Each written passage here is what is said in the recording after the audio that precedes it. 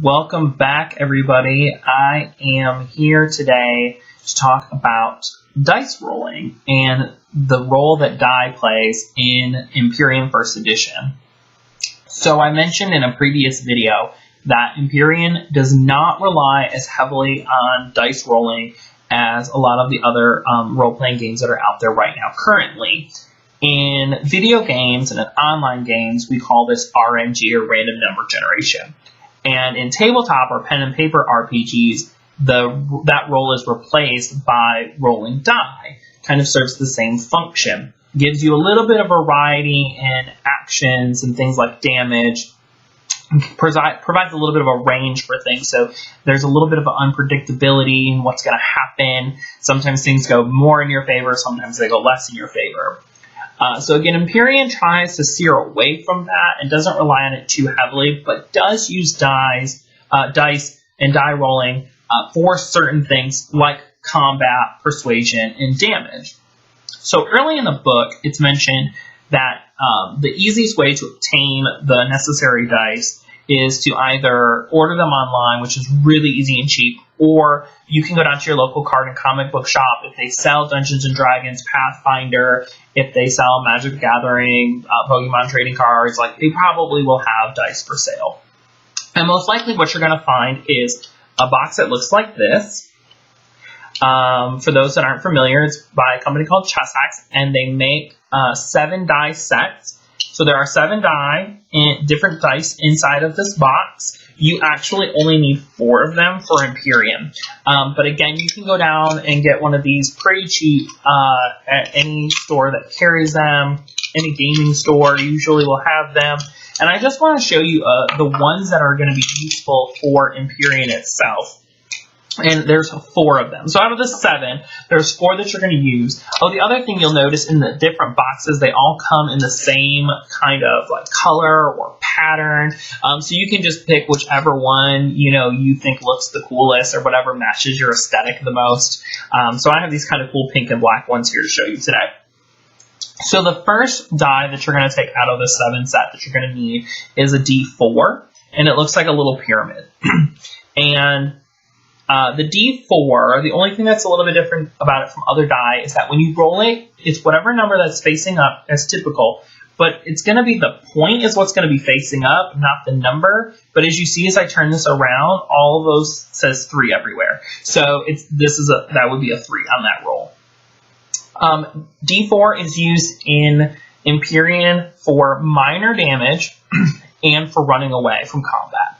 So minor damage would be stuff like tripping and falling, getting slapped in the face, thorns off of a plant, a bug bite. Again, something very minor like the name implies, but you still want to keep track of it because those can actually add up over time and affect your character's health. The next is going to be the D8, which looks like a diamond. So it's 2 pyramids put together. It looks like a diamond. It's numbered 1 through 8. This die is probably going to get the most use because it's used for moderate damage as well as persuasion and illusions, which are considered a type of persuasion.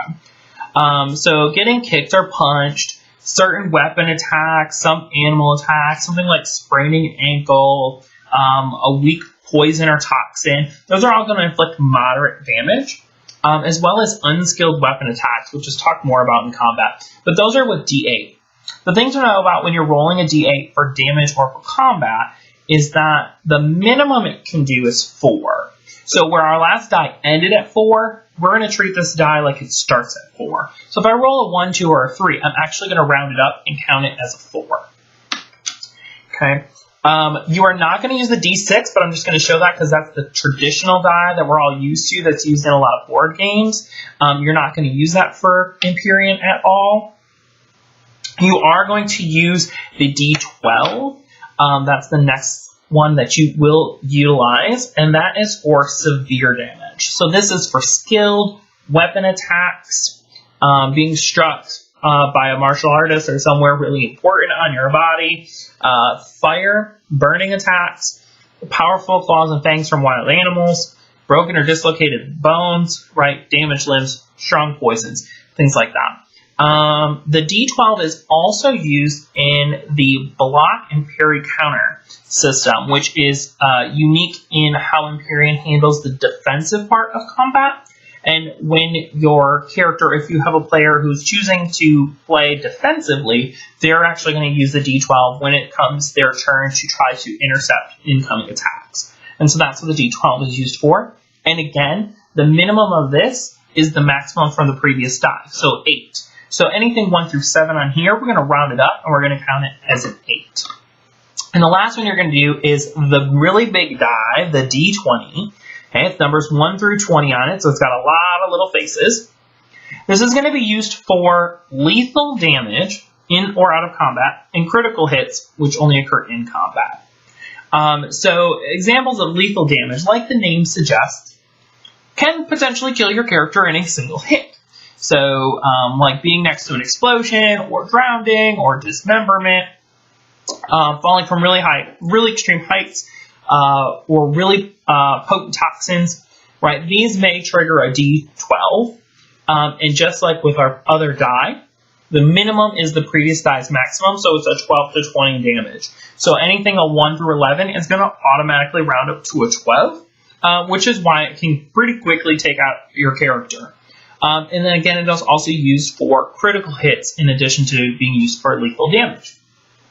So to summarize, the die that you're going to use in this game are going to be the D4, the D8, the D12, and the D20.